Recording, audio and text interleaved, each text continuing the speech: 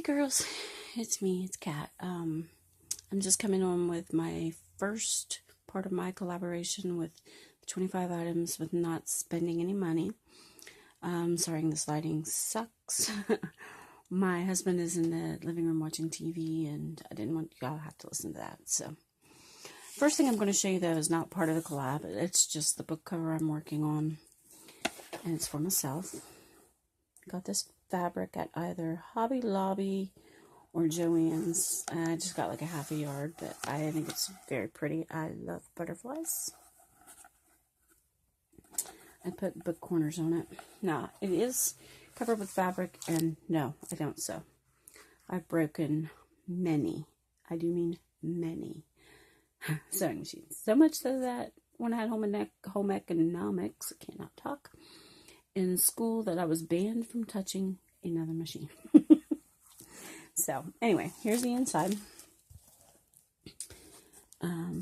This is from a paper pad. I believe it's called the Butterfly. Butterfly, I can't remember. I got it at a place called Pat Gatan's that we have here in town. It's got some lace and another piece of that. The fabric is attached with a product called Wonder Under, which is a fusible web. It has a paper backing on it. You put the fabric down and you iron on the fabric, and then pull off the paper backing, flip the fabric over, and then you can adhere it to whatever. I used to use it all the time to decorate paper bags for baby gift bags, so I thought I'd try it on a book. But that's what I'm working on. Then my first item for the collaboration of doing this, it's really fun, by the way. This is a 8.5 by 11 piece of printer paper, and I just put this little bow on it. It's a crocheted lace bow.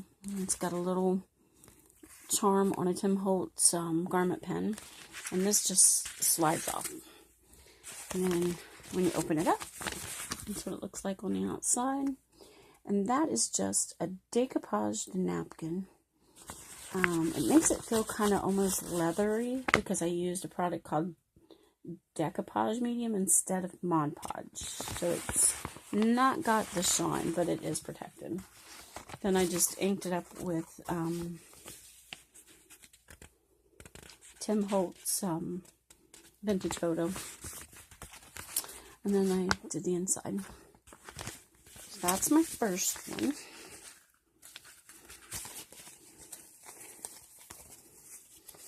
Of course, I really haven't bought anything since before Christmas. Or right after Christmas, maybe. I got some glue or something. Then I made this. This is leftover fabric from the cover of the book that I did the same thing with. But I put it on this little pink polka dotted paper, and then I took a marker and went around the edges to make it look like stitching, because I'm not a sewer again. Stapled this little piece of lace to the top, and yeah, I messed up there, but you know, it's crafting. You just go with it. I've put what's it called? Purple ink on the edges. I probably will go back and line the back of this if I'm going to give it to somebody, but if I'm going to put it in the book I made for me, then I'll just leave it as is. That's one of them. Here's the other one. And just so you know, mistakes happen. I did this fabric on the wrong side, so it looks like a watercolor butterfly. This one I added to bring out some more shimmer into it. I put this piece of washi tape.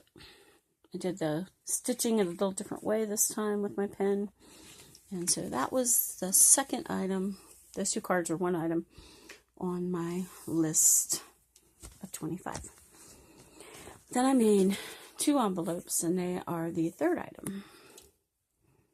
This was made out of a 6x6 piece of paper. I scored it at, I want to say 2 inches. And then 1.5, I believe.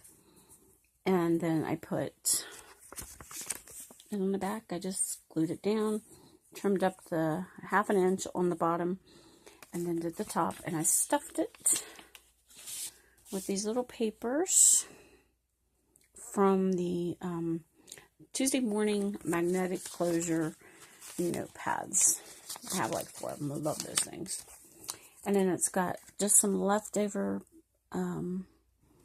paper from where I did the inside cover of the book, and some washi tape, and this little,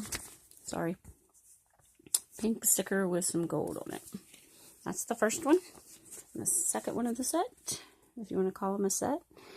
This one, I tried to use Jan's technique from Jan's Crazy Life, and yeah, I'm not too successful. It looks very crooked to me, but I'll keep trying.